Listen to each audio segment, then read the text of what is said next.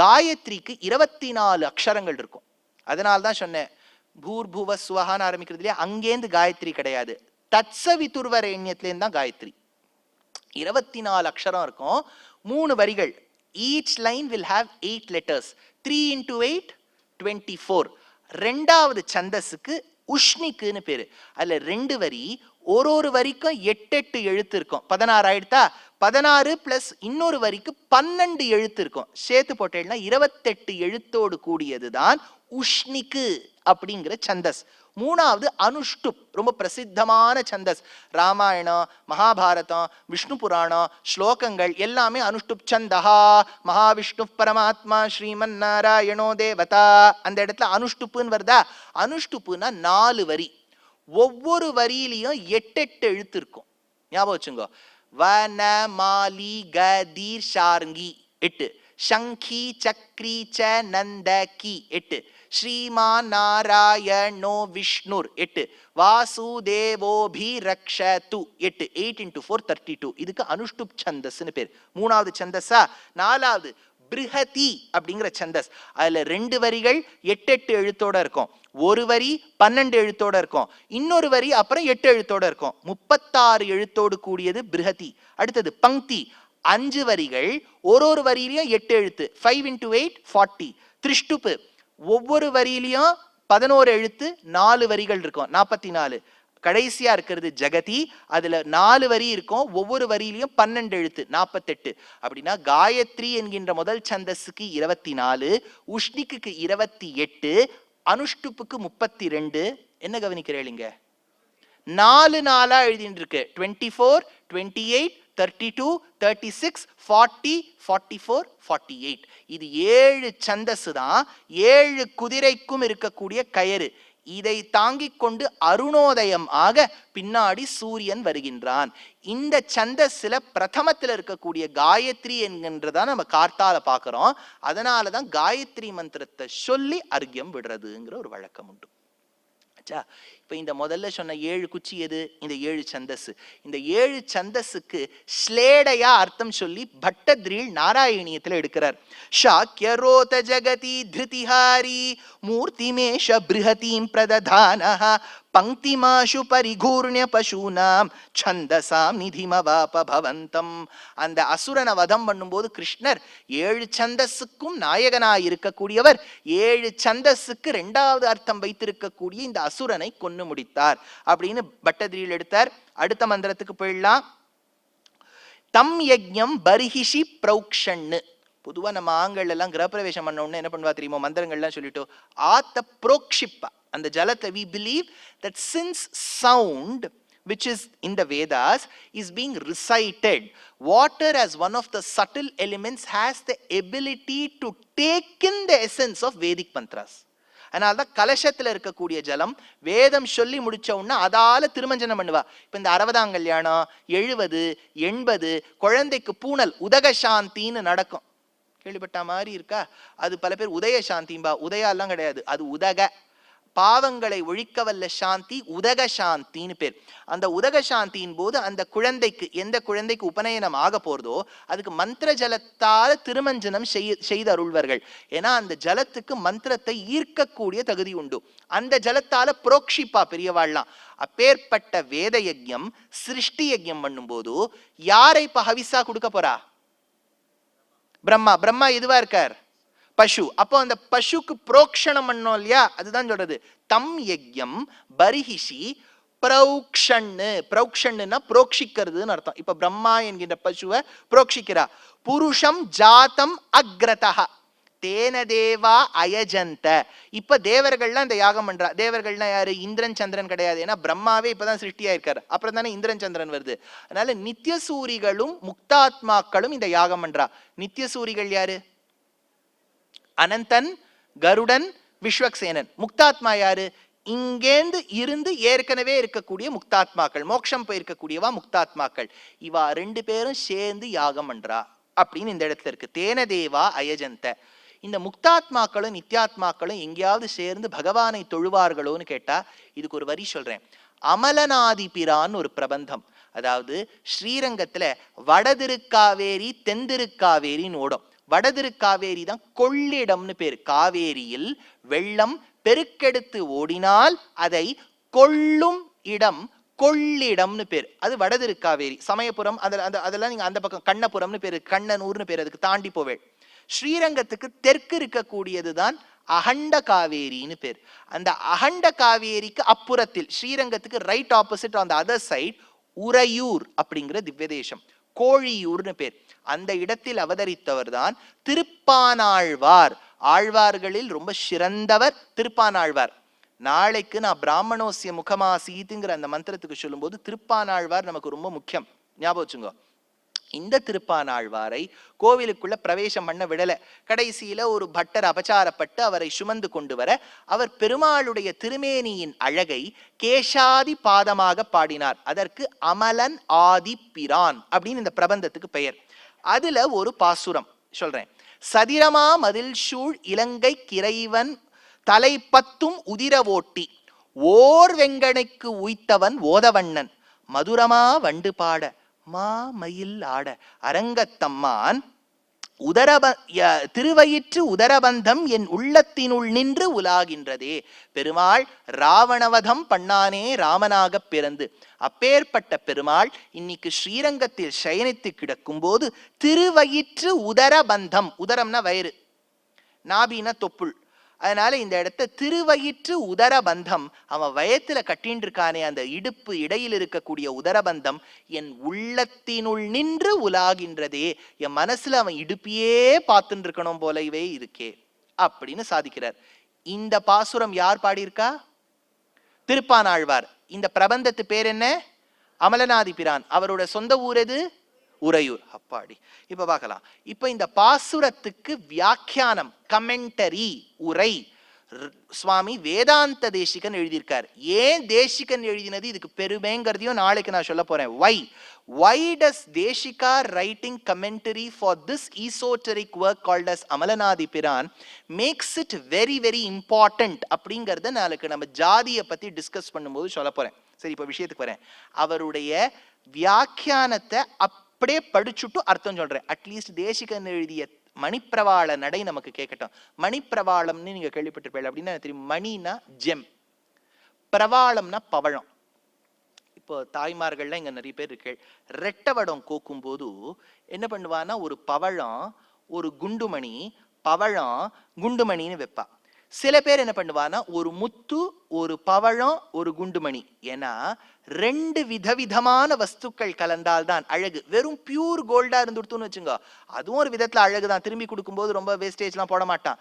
ஆனா அதுக்கு ஒரு அளவுக்கு தான் அழகு. இவங்க கேரளாலெல்லாம் கல்யாணத்தை போய் கல்யாண பொண்ணை முதல்ல தேடணும். நீங்க முதல்ல இந்த நகையெல்லாம் விலக்கிட்டு பார்த்தா அதுக்கு நடுவில் அவள் திருமுக மண்டலம் தெரியும். ஏன்னா அவ்வளவு நகை அடுக்கிட்டு இருப்போம் கேரளத்துல. அது சொர்ணத்து ஜுவல்லரி, சொர்ணமாக்கும் ஜுவல்லரி, அதனால அது நல்லா இருக்கும். இல்ல நடுல மணி பவழம் எல்லாம் சேர்க்கணுமோ அப்படின்னா ரெண்டு மொழிகள் தனித்தனியா இருக்கக்கூடிய உயர்ந்த மொழிகள் ரெண்டுத்த ஒன்ன கலந்துட்டேள் அப்படின்னா அதுக்கு மணிப்பிரவாளம்னு பேர். These two languages should be distinct.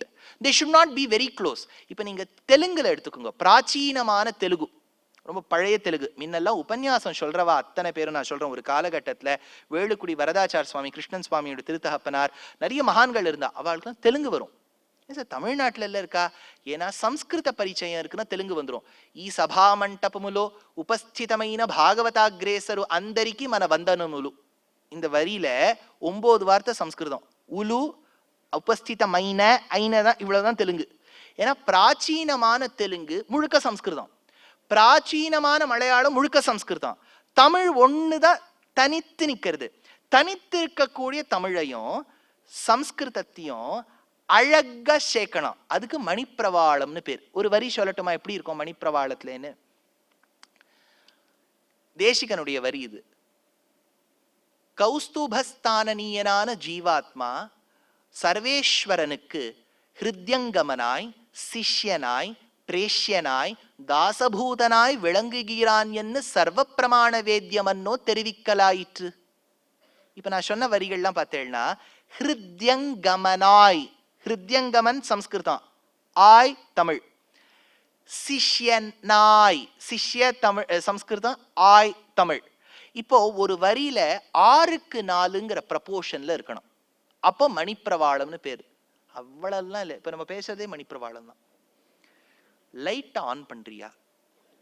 Light on English ஆயிடுதா? பண்றியா அது தமிழ். ஃப்ரெஷன் அப் பண்ணின் வரியா? வாஷ் பேசன்ல போய் கை அலம்பிக்கிறியா? இல்லையா? கை கழுவி கூடத்தில் போய் கையை துவைட்டி கொண்டு வருகின்றாயோ? கேட்கறது இல்லை நம்ம. வாஷ் பேசன்ல போய் கை ஆரம்பிக்கிறியா? அப்போ ஆட்டோ வரியா இப்படிதான் கேட்கிறோம். 3 சக்கர வாகனமே வருகின்றாயோ நாம் போகும் இடத்துக்கு. அவருக்கு புரியாது. முதல்ல யாரு சொல்ல சாமி அப்படிமா, உங்களை தான் சுவாமி சொல்றேன் அப்படின்னா புரியாது. நம்ம பேசுறதும் ஒரு விதமான மணிப்பிரவாளம் தான். தேசிகன் ராமானுஜர்லாம் இருந்தா ரொம்ப சந்தோஷப்பட்டிருப்பா, நம்ம கிட்ட கத்துன்னு இருப்பா. இது ஒரு மணிப்பிரவாள நடை. இப்ப நான் அந்த மணிப்பிரவாள நடையில இருக்கக்கூடிய வியாக்கியானத்தை சேவிக்கிறேன், காதால கேட்டுக்குங்க. மதுரமா வண்டு பாட மாமயில் ஆட அரங்கத்தம்மான் ராவணவதம் பண்ணின வீரலட்சுமியுடன் நின்ற அழகை கண்டு. அதாவது ராவணவதம் ஆயிடுத்து. ராவணவதம் ஆன உடனே ராமர் அப்படியே வீரலட்சுமியோட நின்று இருக்கார். வீரலட்சுமியோட நின்று இருக்காருன்னா யார் சார் இந்த லட்சுமின்னு கேட்காதீங்க. வீரலட்சுமின்னா வெற்றியோடு நின்று இருக்காருன்னு அர்த்தம். இப்போ அந்த மந்தோதரியானவள் ஓடி வரா, ராமனை வெய்ய வேண்டும்னு. என்ன இருந்தாலும் ராவணன் பிடிச்சிருக்கோ இல்லையோ, ஹஸ்பண்டா போயிட்டார், அழ வேண்டாமா, அதனால ஓன்னு வரா, ராமனை வெய்ய வேண்டும் என்பதற்காக. ராமன் நிக்கிற கோலத்தை பாக்குறா, அவ்வளவு அழகு. இன்னைக்கு நீங்க வடுவூர்ல இருக்கக்கூடிய ராமனையோ, மதுராந்தகத்துல இருக்கக்கூடிய ஏரிகாத்த ராமனையோ, புன்னைநல்லூர்ல இருக்கக்கூடிய ராமனையோ, தில்லைவளாகத்துல இருக்கக்கூடிய ராமனையோ, பத்ராச்சல ராமனையோ, திருப்பரையார் ராமனையோ, புள்ளம்பூதங்குடியில இருக்கக்கூடிய ராமனையோ, திருக்கண்ணங்குடியில இருக்கக்கூடிய ராமனையோ பார்த்தால் வல்வில் ராமனாகவோ கோலவில் ராமனாகவோ அவ்வளவு ஆச்சரியமா இருப்பார். ராமர் நிக்கிற அழக பார்த்தாளாம் மந்தோதரி. வெய்யணம்னு வந்தா எப்படி வால்மீகிக்கு துக்கத்தோடு இருந்தவருக்கு ஸ்லோக ரூபமாயிட்டோ, சோகா ஸ்லோகத்வமாகதகான்னு இருக்கோ, இவர் வெய்யணம்னு வந்தவோ ஸ்துதி பண்ண ஆரம்பிச்சுட்டா. வியக்தமேஷ மகாயோகி பரமாத்மா சனாதனஹா அநாதி மத்திய நிதனஹா அப்படின்னு ஸ்துதி பண்றா. அந்த மாதிரி இந்த இடத்துல சொல்றார், ராவணவதம் பண்ணின வீரலட்சுமி உடனே நின்ற அழகை கண்டு பிரம்மாதிகள் ஸ்தோத்திரம் பண்ண. பிரம்மாதி, ஆதினா எட்ஸெட்ரான்னு அர்த்தம். பிரம்மாதினா பிரம்மா முதலானவர்கள் ஸ்துதி பண்ண. அப்சரசுக்கள் மங்கள நிருத்தம் பண்ண. அப்சரசுக்கள்லாம் இருக்கா இல்லையா, அவள்லாம் திலோத்தமா, மேனகா, ரம்பா, ஊருஷி, இவாளுக்கெல்லாம் ஒரே சந்தோஷம். இனிமே யாரும் அவளை கிட்னாப் பண்ணின்னு போக மாட்டாளே, அதனால டான்ஸ் பண்றாளா. அப்சரசுக்கள் நிருத்தம் பண்ணினார் போலே ராமாவதாரத்துல ராவணவதமான உடனே பிரம்மாதிகள் ஸ்துதி பண்ணும் போது, அப்சரசுக்கள் டான்ஸ் ஆடும் போது ராமர் எப்படி நின்று இருந்தாரோ. ராமர் சேவிச்ச பெருமாள் யாரு? ரங்கநாதர். ராமருக்கு பெருமாள்னு பேரு. பெருமாள் சேவிச்ச பெருமாளுக்கு பெரிய பெருமாள்னு பேரு. ஞாபகம் வச்சுங்கோ. அதனால இந்த பெரிய பெருமாள் பண்ணினார் போலே ஆத்மானம் மானுஷம் மன்யே என்கின்ற பெருமாளுடைய பூமிகைக்கு அனுரூபமாக இந்த பெருமாள், இந்த ரங்கநாதர் இருக்காரு இல்லையா, ராமருக்கு அவள்லாம் டான்ஸ் பண்ணா. ரங்கநாதருக்கு யார் பண்றா? முக்தரும் நித்தியரும், முக்தாத்மாவும் நித்யாத்மாவும் ரூபாந்தரம் கொண்டு. முக்தாத்மா வேற ரூபம் வந்துடுத்தான், நித்யாத்மா வேற ரூபம் வந்துடுத்தான். என்ன ரூபம் தரிச்சுண்டா இவா ரெண்டு பேர்னா, வந்தார்கள் என்னலாம் படி அதிமதுரங்களாய் ஞானாதிகளை குணத்தை உடையவையான வண்டுகள்.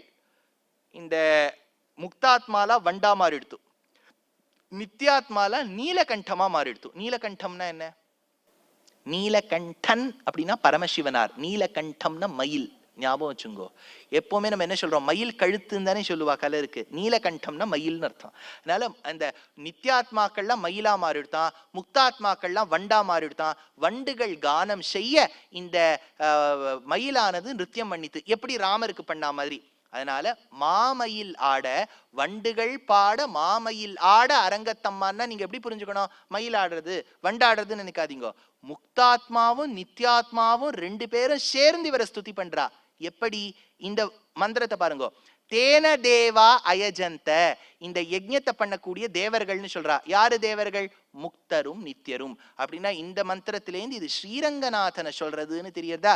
அதனால தேன தேவா அயஜந்த சாத்யா ரிஷயஸ்சயே, அப்பேற்பட்ட ரிஷிகள் இப்ப யாகம் பண்றா. பெருமாளும் தாயாரும் சேர்ந்து ஒரு யாகம் பண்றான்னு நிர்தேசிகன். இன்னைக்கு நீங்க திருப்புட்குழிங்கிற க்ஷேத்திரத்துக்கு போனேன்னா ஸ்ரீமத் கிருத்ரசரஸ்தீர பாரிஜாதம் உபாஸ்மஹே, அங்க பெருமாளுக்கு விஜயராகவன், தாயாருக்கு என்ன பேர் தெரியுமோ?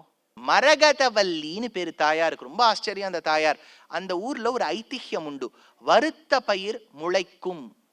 அதாவது குழந்தை ஆசைப்படக்கூடிய தம்பதியினர் அந்த ஊருக்கு சென்று தாயாரிடம் அனுகிரகம் பெற்று வருத்த பெயரை ஒரு வஸ்திரத்துல கட்டிட்டு அந்த பெண்ணின் இடுப்புல கட்டுவா. இரவு முழுக்கப்படுத்துட்டு அடுத்த நாள் கார்த்தால தாயாரின் அனுகிரகத்தால் அந்த வருத்த பயிரில் முளை இருக்கும் அப்படின்னு ரொம்ப காலமா சொல்லுவது ஒரு வழக்கம் உண்டு. வருத்த பயிர் முளைக்கும் திருப்புட்குழியில்னு சொல்லுவா. அந்த க்ஷேத்திரத்துலதான் யாதவ பிரகாஷர் ராமானுஜருக்கு கத்துக் கொடுத்தார்.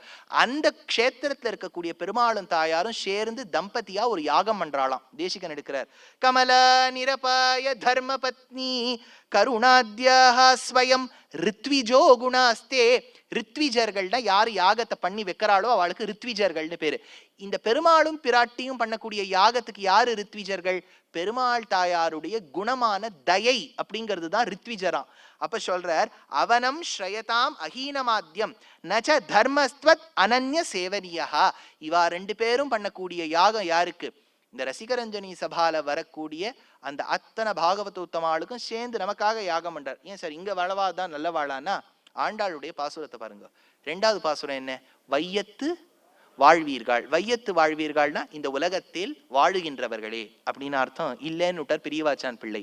இந்த வையத்தில் 100 கணக்கான பெயர் இருக்க செய்தேயும் எத்தனையோ லட்ச குடிமக்கள் இருக்க செய்தேயும் வேலையெல்லாம் விட்டு இந்த புருஷ சுக்தத்தின் அர்த்தத்தை கேட்க வந்தி உள்ளீர்களே. வையத்தில் எத்தனையோ பேர் இருந்தாலும் வாழ்பவர் நீங்கள் மட்டும்தான். அதனால வையத்து வாழ்வீர்கள் இதுதான் வியாக்கியானம், நான் சொல்லலை. அதனால வையத்து வாழ்வீர்கள்னா உங்களை தான் குறிக்கிறது. அதனால நமக்காக பெருமாள் தாயார் யாகம் பண்றா. அதனால தேனதேவா அயஜந்த சாத்யா ரிஷயஸ்சயே.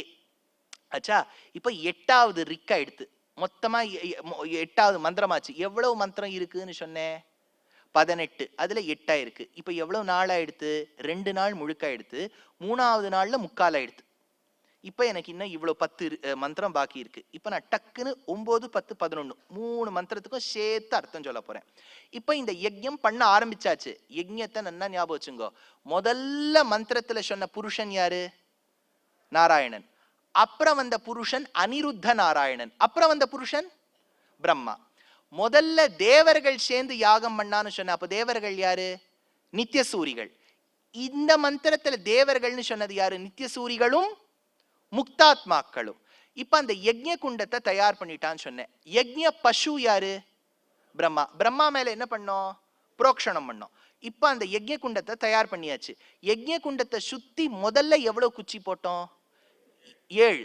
அந்த 7ல 2 வடக்கு, 2 தெற்கு, 2 மேற்கு. 1 சூரியனுக்கு.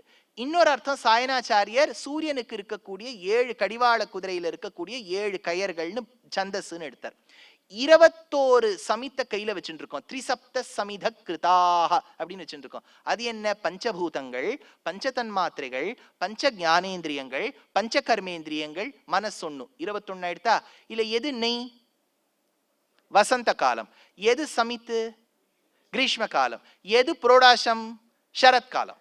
எடுத்தா இப்ப யஜ்ஞம் பண்ண ஆரம்பிக்க போறோம். இப்ப என்னெல்லாம் அந்த யஜ்ஞத்திலேருந்து அவுட்புட் வருதுன்னு பார்க்கலாம். இப்ப இன்புட் எல்லாம் போட்டாச்சு, நெய்யை போட்டாச்சு, புரோடாசம் போட்டாச்சு, வசந்த காலம் எல்லாம் போட்டாச்சு. இப்ப அவுட்புட் தானே வரணும். What goes in should come out. What comes அவுட்னு பார்க்கலாம். 3 மந்திரங்கள் ஞாபகம் வச்சுங்க. தஸ்மாத் யஜ்ஞாத் சர்வஹுதஹ சம்பிருஷம் பிரிஷதாஜ்யம் பசூகிஸ்தாகிஸ்சக்ரே வாயவ்யான் ஆரண்யான் கிராமியாஸ்சயே. ஆச்சா, 2வது மந்திரம். தஸ்மாத் யஜ்ஞாத் சர்வஹுதஹ ரிச்சசாமானி ஜக்ஞிரே சந்தாகும்சி ஜக்ஞிரே தஸ்மாத் யஜுஸ்தஸ்மாத் அஜாயத. 2வது மந்திரமா? 3வது. தஸ்மாத் அஸ்வா அஜாயந்த ஏகேச்சோ பயாததஹ காவோஹ ஜக்ஞிரே தஸ்மாத் தஸ்மாத் ஜாதா அஜாவயஹ. இப்ப யஜ்ஞம் பண்ண ஆரம்பிச்சாச்சு. இன்புட் எல்லாம் போயாச்சு. என்னெல்லாம் வந்தது அப்படிங்கறத சொல்றார். முதல்ல தஸ்மாத் ததிமிஸ்ரம் சம்பிருஷம் பிரிஷத் ஆஜ்யம். ஆஜ்யம்னா என்ன? பிரிஷத் ஆஜ்யம்னா என்னங்கிறத சொல்றார். ததி மிஸ்ரம் ஆஜ்யம், தயிரோட கலந்த நெய். ஞாபகம் வச்சுங்க, தைரியம் நெய்யும் ஒன்னா கலந்தா எப்படி இருக்கும்? எப்படி இருக்கும் எனக்கு தெரியாது, அவர் சொல்றார் அந்த மாதிரி இருக்குங்கிறார். அதுதான் பிரிஷத் ஆஜ்யம்னு பேர். அது வந்துதா ஜகத்காரண வீரியம். அந்த பால் எங்கே? இந்த பால் தயிராயிருக்கு, எங்கே இந்த பால் பயன்படுத்தலாம் இந்த யஜ்ஞத்துக்குன்னு பட்டபாஸ்கரர் எடுக்கிறார். கோ கோனா பசு, மகிஷ எருமை, அதே மாதிரி அஜ ஆடு. ஆனா சாஸ்திரப்படி ஆன்மீக சாஸ்திரப்படி ஆட்டினுடைய பாலை சாப்பிடக்கூடாது. இதை காந்தி அடிகள் சொல்லியிருக்கார் இருக்கட்டும். பட் ஆனால் சாஸ்திரப்படி சாப்பிடக்கூடாது. சாஸ்திரப்படி நீங்க நடந்துக்கிறது இல்ல. ஆனா சொல்றேன், இருக்கிறத சொல்லணுமே. What is there in the book is what I have been called for. Whether I follow or not is immaterial. நான் ஃபாலோ பண்றதுதான் சொல்லணும்னா ஒண்ணுமே சொல்ல முடியாது. நம்ம ஒண்ணுமே ஃபாலோ பண்றது இல்லையே சொல்றதுக்கு. அதனால புஸ்தகத்துல சாப்பிடக்கூடாதுங்கிறா. ஆனா அந்த பால் எப்படி இருக்கணுங்கிறா? பசுவின் பாலாக இருக்க வேண்டும். அது எவ்வளவு தடவை காய்ச்சலாம்? ஒரு தடவை தான் காய்ச்சலாம். பாஸ்டுரைஸ்ட் மில்க் ஏற்கனவே காய்ச்சி நம்ம மாத்துக்கு வந்துடுது. அது 10 வாட்டி காய்ச்சி அது கொதிச்சு போயிடுறது. அந்த பசு கலப்படம் இல்லாத பசுவா இருக்கணும். இதெல்லாம் இந்த தேசிகன்னு ஒரு பாசுரமே எழுதி வச்சிருக்காரு. பால் எப்படி இருக்கணும் அது படிச்சு விட்டோம்னா டிப்ரெஷனுக்கு போயிடுவோம். நம்ம குடிக்கிற பாலுக்கோ பசுக்கோ அவர் சொல்லக்கூடிய பசுக்கும் துளி கூட சம்பந்தமே இல்லை. அவர் ஏதோ பாவம் எழுதி வச்சுட்டு போயிருக்கார். அரிசினா அதுல காக்கா உட்காரக்கூடாதான், குருவி உட்காரக்கூடாதான், நகம் இருக்கக்கூடாதான், முடி சேரக்கூடாதான். அப்ப நம்ம சாப்பாடெல்லாம் ஆத்த எடுத்து பார்த்தா அப்படி கூந்தலா வருது. திரௌபதி வஸ்திராபரணம் தான், இதுல இவ்வளோ பெரிய கூந்தல் ஒண்ணு வருதே, நகம் ஒண்ணு இருக்குது, அத்தனையும் இருக்கு. அதனால ஒரு விதத்துல இந்த இப்போ ஒரு வியாதி இருக்கு பாருங்க. அந்த வியாதி முதல்ல வந்தபோது எல்லாரும் ஒன்று சொன்னா, பாரதியர்களுக்கு அஃபெக்டே ஆகாது, ஏன்னா நம்ம அவ்வளோத்துக்கு இம்யூன். அந்த வியாதி அதை விட பரபிரம்ம தத்துவம். அது அப்பேற்பட்ட நம்மளையும் அஃபெக்ட் பண்ணிட்டு பாருங்க. அதுதான் ஆச்சரியம். முதல்ல நம்ம ஊர்ல இடமே இல்லை, அது உட்புகுந்து வியாபிக்கிறதுக்கே இடம் இல்லை. அவ்வளவு பக்கத்துல வீடு இருக்கு. அது அத்தனையும் வியாபிச்சு அது பரமாத்ம தத்துவத்தை அது நிரூபணம் பண்ணிடுத்து. அதனால இப்ப விஷயத்துக்கு வரேன். இந்த பால் இங்கேருந்து பயன்படுத்தலாம்னு பட்டபாஸ்கரர்னு ஒருத்தர் எடுக்கிறார். Bhattabhaskarar is one of the commentators. அப்பப்ப நான் அவர் பேரை ஞாபகப்படுத்திட்டே இருக்கேன். இப்போ ஆஜ்யம், பிரிஷத் ஆஜ்யம் என்ன வந்தது? பசூகிஸ்தாகிஸ் சக்கரே வாயவ்யான். வாயவ்யான்னா என்னன்னு சொல்றார்? சஹா பிரம்மா அந்தரிக்ஷ சரான் பக்ஷீன். பக்ஷி கூட்டங்கள்லாம் வந்துதான். இத ஸ்ரீமத் ராமாயணத்துல ஆரண்யா காண்டத்துல சொல்லுவா. என்னன்னா, ஜட்டாயுன்னு ஒருத்தர் வந்தார். அவர் சொல்ற எந்தெந்த பறவை எவ்வளவு தூரம் பறக்கும்னு. குருவி அப்படின்னு ஒரு பக்ஷி இருந்தது. பெரியவாளுக்கெல்லாம் தெரியும். வீட்டுல ஒரு காலத்துல குருவி எல்லாம் வீட்லயே கூடு கட்டும். இப்ப குருவியே இல்லை. அதனால தானே பாவம் ஒரு படம் எடுத்தார் 2.0. அதுல சொல்றாரு, நீங்க பயன்படுத்தக்கூடிய இந்த அலைவரிசையெல்லாம் வச்சு பார்த்தா அதெல்லாம் செத்து போயிடுங்கிறாரு இல்லையா? அதனால அப்பேற்பட்ட குருவீனங்கள். அதுக்கும் மேல இருக்கக்கூடியது சில பறவை. ஒரு பறவையா சொல்லிட்டு சொல்றார், வைனதேய கதிஃபரா. வைனதேயனான கருடன், வினதாவின் பிள்ளைதான் உயரமா பறப்பாராம். எங்கேந்தோ பறக்கக்கூடியவன் கருடன். அப்பேற்பட்ட பறக்கக்கூடிய ஜாதியை சார்ந்த ஏரியல், அதுதான் வாயவ்யானு. அந்த நிற்பவையே பரப்பவையே நடப்பவையெல்லாம் பாட்டெல்லாம் இருக்கு இல்லையா?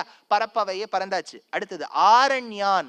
ஆரண்யான்னா காட்டுல வசிக்கக்கூடிய வைல்ட் அனிமல்ஸ். சிம்ஹாதீன் அப்படின்னு வியாக்கியானம் பண்றா. சிம்ஹாதீன்னா சிம்ஹம் முதலியவற்றான மிருகங்கள்.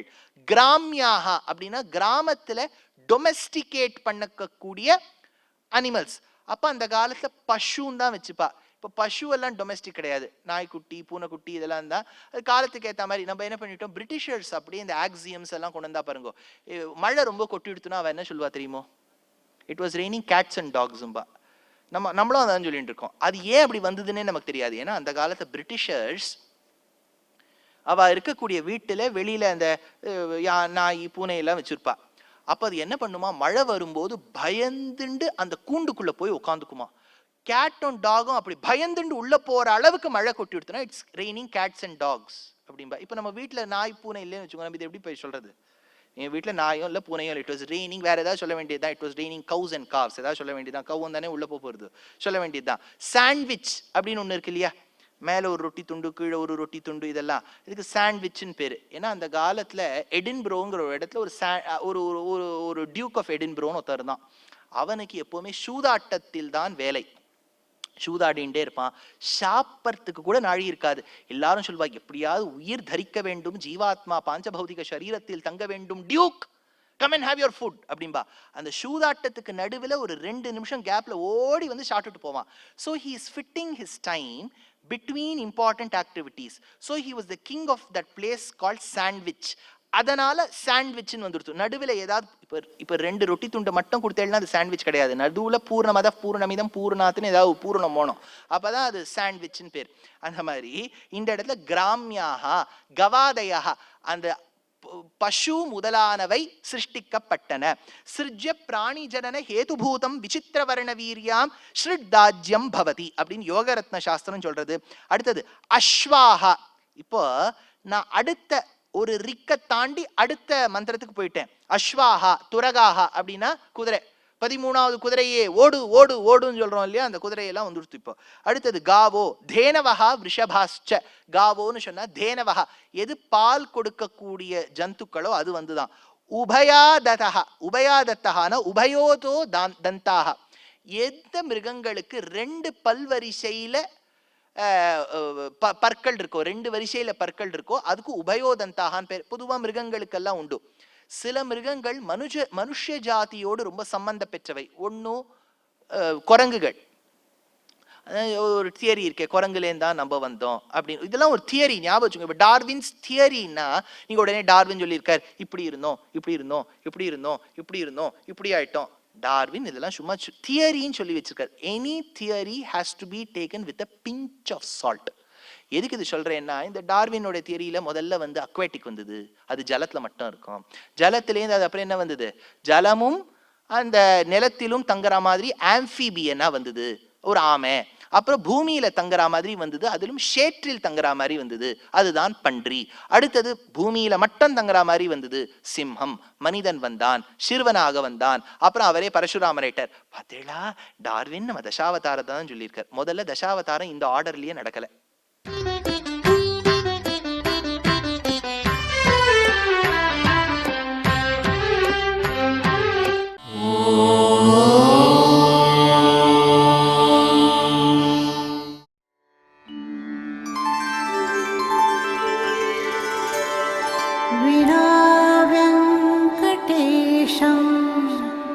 ननाथो ननाथः सदा वेङ्कटेशं स्मरामि स्मरामि.